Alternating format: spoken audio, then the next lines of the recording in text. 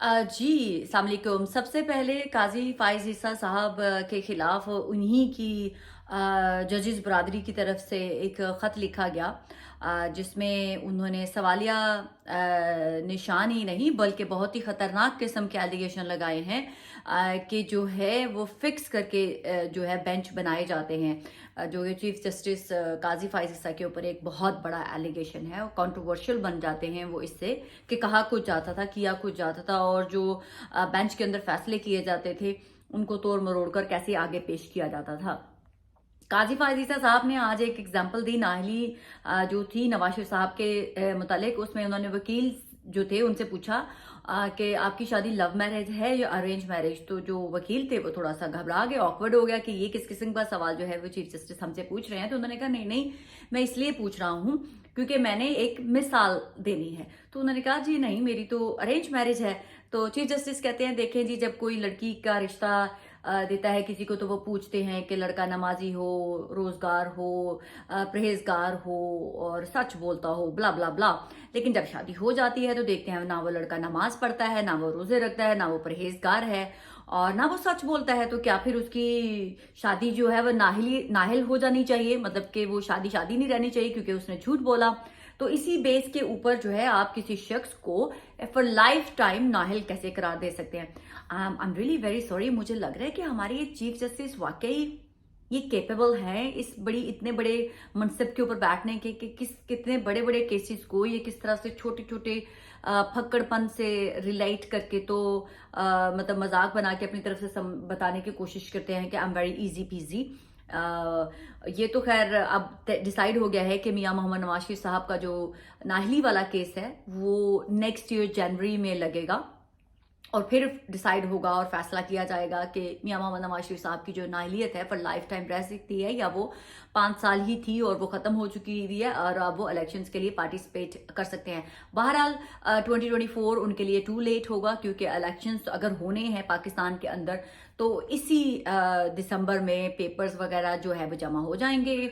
और इसका मतलब है अगर हम इसी सिनेरियो को देखते हैं, जैसा मैंने पहले खबर दी थी कि रियासत ने अभी ये डिसाइड करना है कि आया इस अगर दिसंबर में जो फरवरी में इलेक्शन होते हैं तो उसमें नवाज शरीफ साहब और इमरान खान साहब दोनों पार्लियामेंट से आउट रहते हैं या दोनों में से किसी एक ने पार्लियामेंट का हिस्सा बनना है। लेकिन अब लग रहा है कि दोनों ही पार्लियामेंट का हिस्सा नहीं बन पाएंगे फॉर वाइल।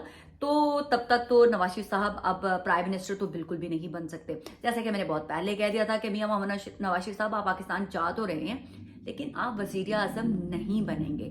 तो मेरी कही हुई बात सच साबित हुई है। मियां मोहम्मद नवाज शरीफ साहब के केसेस में ईज तो आया है लेकिन वो पार्लियामेंट में दाखिल होने के लिए अहल नहीं करार पाए हैं और जब वो पार्लियामेंट में अहल एंटर नहीं हो सकते तो प्राइम मिनिस्टरशिप उनके लिए बड़ी दूर की बात है। दूसरी बात, जो इमरान खान साहब से मुतल्लिक एक बात कही जा रही है, उनका वोट बैंक को कम करने के लिए वो नामुमकिन नज़र आ रहा है क्योंकि एक तरफ दूसरी पार्टीज के बड़े बड़े लीडर जो मेन लीडरशिप है वो जलसे करती है और उसमें जो लोग हैं मैदान खाली नजर आता है। फ्रंट रो 3 लाइक 1000 बंदा आगे होता है तो उसी की फुटेज बना के फैला दी जाती है लेकिन बाकी मैदान खाली होता है। दूसरी तरफ अगर इमरान खान साहब की पार्टी का कोई छोटा सा भी शख्स बाहर निकलता है तो लोगों का जो एक अवाम का समंदर है वो उस शख्स को सुनने के लिए पहुंच जाता है। तो रियासत को ये बड़ी अच्छी तरह से समझ लग गई है कि इमरान खान का वोट बैंक तोड़ पाना नामुमकिन है और अगर इमरान खान के बगैर भी कोई भी आम नॉर्मल सा शख्स भी इमरान खान के नाम से इलेक्शन में खड़ा हो गया तो वो वोट बैंक उसी का होगा, उसको तोड़ पाना नामुमकिन होगा। चाहे वो शख्स आज़ाद कैंडिडेट पे लड़े इलेक्शन या वो बल्ले के निशान पे लड़े, वोट इमरान खान को ही पड़ेगा।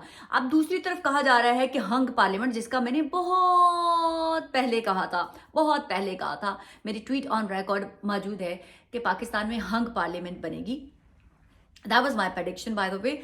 और अभी भी मुझे ऐसे लगता है कि पाकिस्तान के अंदर यंग जनरेशन पाकिस्तान की पार्लियामेंट का बहुत बड़ा हिस्सा होंगी, यंग पार्लियामेंटेरियंस होंगे। बहुत बुजुर्ग जो सियासतदान अभी पाकिस्तान पार्लियामेंट का हिस्सा हैं वो उड़ जाएंगे अगर पाकिस्तान में इलेक्शंस होते हैं तो। میں اور ہنگ پارلیمنٹ ہی بنے گی زبردستی فورسفلی. عمران خان صاحب کا جینون ووٹ بینک ہے، اس کے علاوہ کسی کو بھی فیک مینیپولیٹ کر کے 2/3 میجورٹی تو سوال ہی پیدا نہیں ہوتا کہ دے دی جائے. تو اگر الیکشن فیبری میں ہو جاتے ہیں تو ہنگ پارلیمنٹ بنے گی، اور ہنگ پارلیمنٹ میں بھی نواز شریف صاحب حصہ نہیں ہوں گے. عمران خان صاحب تو چلیں نہیں حصہ ہوں گے، تو نواز شریف صاحب جو ہے وہ پرائم منسٹر کے بھی نامینیز میں اپنا نام نہیں رکھ سکیں گے. ابھی تک کے لیے اتنا ہی. خدا حافظ.